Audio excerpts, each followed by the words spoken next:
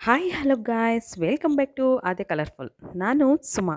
Friends, ಇವತ್ತಿನ ವಿಡಿಯೋದಲ್ಲಿ ನಾನು ರುಚಿ ಜೊತೆಗೆ ಆರೋಗ್ಯಕರವಾಗಿರುವಂತಹ ಮಕ್ರೋನಿ ಪಾಸ್ತಾ ಮಾಡುವಂಥ ವಿಧಾನವನ್ನು ತಿಳಿಸ್ಕೊಡ್ತಿದ್ದೀನಿ. ಇದಂತೂ ತುಂಬ ಅಂದರೆ ತುಂಬ ಯಮ್ಮಿಯಾಗಿರುತ್ತೆ. ಹಾಗೆ ಮಕ್ಕಳಿಗೂ ಕೂಡ ತುಂಬ ಇಷ್ಟ ಆಗುತ್ತೆ ಇದು ರೆಸಿಪಿ. ಸೊ ಈವ್ನಿಂಗ್ ಸ್ನ್ಯಾಕ್ಸಿಗೆ ಮತ್ತು ಲಂಚ್ ಬಾಕ್ಸಿಗೆ ಕೂಡ ನೀವು ಮಾಡ್ಕೋಬೋದು. ನಿಮಗೆ ನನ್ನ ವಿಡಿಯೋ ಇಷ್ಟ ಆದರೆ ಪ್ಲೀಸ್ ನನ್ನ ಚಾನಲ್ನ ಸಬ್ಸ್ಕ್ರೈಬ್ ಮಾಡ್ಕೊಳ್ಳಿ, ಹಾಗೆ ಲೈಕ್ ಮಾಡಿ ಮತ್ತು ಆದಷ್ಟು ನನ್ನ ವಿಡಿಯೋನ ಶೇರ್ ಮಾಡಿ ಫ್ರೆಂಡ್ಸ್. ಆಗ ನನ್ನ ಎಲ್ಲ ವಿಡಿಯೋಗಳ ನೋಟಿಫಿಕೇಷನ್ ನಿಮಗೆ ಬರುತ್ತೆ. ನೀವು ತಕ್ಷಣಕ್ಕೆ ನನ್ನ ಎಲ್ಲ ವಿಡಿಯೋಗಳನ್ನು ಕೂಡ ನೋಡಬಹುದು. ಸೊ ಇವತ್ತು ನಾನು ಮಕ್ರೋನಿ ಪಾಸ್ತಾ ಮಾಡೋದು, ಇದು ಇಂಡಿಯನ್ ಸ್ಟೈಲಲ್ಲಿ ನಾನು ಹೇಳ್ಕೊಡ್ತಾ ಇದ್ದೀನಿ. ಸೊ ಇದನ್ನು ಹೇಗೆ ಮಾಡೋದು ಮತ್ತು ತುಂಬ ಆರೋಗ್ಯವಾಗಿರುವಂತಹ ಒಂದು ರೆಸಿಪಿ ಇದು. ಮೊದಲನೇದಾಗಿ ನಾನು ಬಿಸಿನೀರು ಕಾಯೋದಕ್ಕೆ ಅಂತ ಇಟ್ಟಿದ್ದೀನಿ. ಸೊ ಇಲ್ಲಿ ದೊಡ್ಡ ಲೋಟದಲ್ಲಿ 1 ಲೋಟ ಆಗೋಷ್ಟು ನೀರನ್ನು ಇಟ್ಟು ಅದಕ್ಕೆ ಅರ್ಧ ಸ್ಪೂನ್ ಆಗೋಷ್ಟು ನಾನು ಉಪ್ಪನ್ನು ಹಾಕ್ಕೊಂಡಿದ್ದೀನಿ. ನಂತರ ಇಲ್ಲಿ 1 ಸ್ಪೂನ್ ಆಗುವಷ್ಟು ಎಣ್ಣೆ, ಅಡುಗೆ ಎಣ್ಣೆ ಇರುತ್ತಲ್ಲ, ಸೊ ಅದನ್ನು ಹಾಕ್ಕೊಂಡಿದ್ದೀನಿ. ಹಾಕ್ಕೊಂಡು ನಂತರ ನೀರೆಲ್ಲ ಚೆನ್ನಾಗಿ ಕುದಿ ಬರ್ತಾ ಇರಬೇಕು. ಆವಾಗ ಪಾಸ್ತಾನ ಹಾಕ್ಕೋತಾ ಇದ್ದೀನಿ ನಾನು, ನೋಡ್ತಾ ಇದ್ದೀರಲ್ಲ. ಸೊ ಈಗ ಪಾಸ್ತಾ ಪೂರ್ತಿ ಹಾಕ್ಕೊಂಡು ನಂತರ ಇವಾಗ ಅದು ಬೇಯೋಕ್ಕೆ ನಾವು ಒಂದು 5 ನಿಮಿಷ ಅದನ್ನು ಬೇಯೋದಕ್ಕೆ ಬಿಟ್ಬಿಡೋಣ. ನೋಡ್ತಾ ಇದ್ದೀರಲ್ಲ, ಈಗ ಅದು ಬೆಂದಾಗಿದೆ. ಸೊ ಅದನ್ನು ನಾನು ಒಂದು ಇದರಲ್ಲಿ ತೆಗೆದಿಟ್ಕೋತೀನಿ.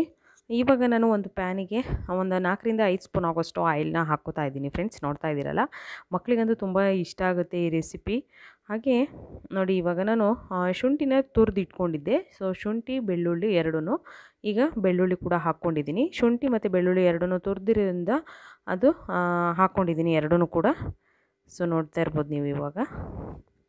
ಈಗ ಅದು ಫ್ರೈ ಆದ ನಂತರ ಇವಾಗ ನಾವು ಹಸಿರು ಮೆಣಸಿನ್ಕಾಯಿ ಹಾಕ್ಕೊಳ್ಳೋಣ. ನಾನು ಒಂದು ಹಸಿರು ಮೆಣಸಿನಕಾಯಿನ ಸಣ್ಣದಾಗಿ ಕಟ್ ಮಾಡ್ಕೊಂಡಿದ್ದೀನಿ.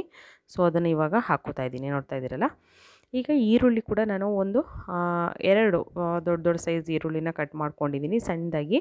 ಇದನ್ನು ಹಾಕಿ ಇವಾಗ ಮಿಕ್ಸ್ ಮಾಡ್ಕೊಳ್ಳೋಣ. ಚೆನ್ನಾಗಿ ಬೇಯಬೇಕು ಈರುಳ್ಳಿ. ಬೆಂದಾದ ನಂತರ ನಾನು ಟೊಮಾಟೋನ ಹಾಕ್ಕೋತಾ ಇದ್ದೀನಿ.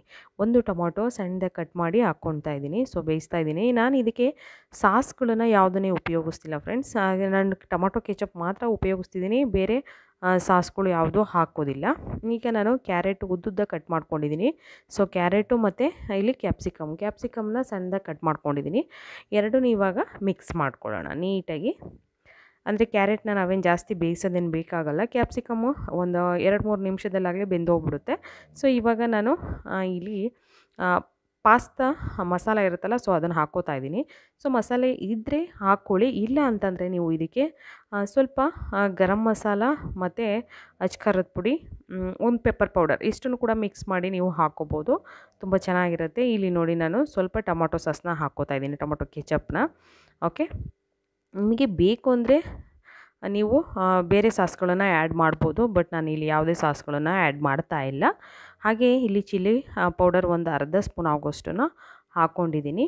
ಮತ್ತು ನೋಡಿ, ಪಾಸ್ತಾನ ನಾನು ಇವಾಗ ನೀರು ಸೋಸ್ಕೊಳ್ಳೋದಕ್ಕೆ ಅಂತ ಹಾಕಿಟ್ಟಿದ್ದೆ. ಸೊ ನಂತರ ಇವಾಗ ಹಾಕ್ಕೋತಾ ಇದ್ದೀನಿ.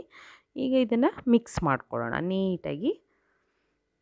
ನೋಡಿ, ಈಗ ಆಗಿದೆ. ಇದಕ್ಕೆ ಕೊತ್ತಂಬರಿ ಸೊಪ್ಪು ಸ್ವಲ್ಪ ನಾನು ಉದುರಿಸಿ ಮಿಕ್ಸ್ ಮಾಡ್ಕೋತಾ ಇದ್ದೀನಿ. ಆರೋಗ್ಯಕರವಾಗಿರೋಂಥ ಮಕ್ರೋನಿ ಪಾಸ್ತಾ ರೆಡಿಯಾಗಿದೆ. ನೀವು ಕೂಡ ಮನೆಯಲ್ಲಿ ಟ್ರೈ ಮಾಡಿ, ಹೇಗೆ ಬಂತು ಅಂತ ಕಾಮೆಂಟ್ ಸೆಕ್ಷನಲ್ಲಿ ತಿಳಿಸಿ. Okay, bye, see you.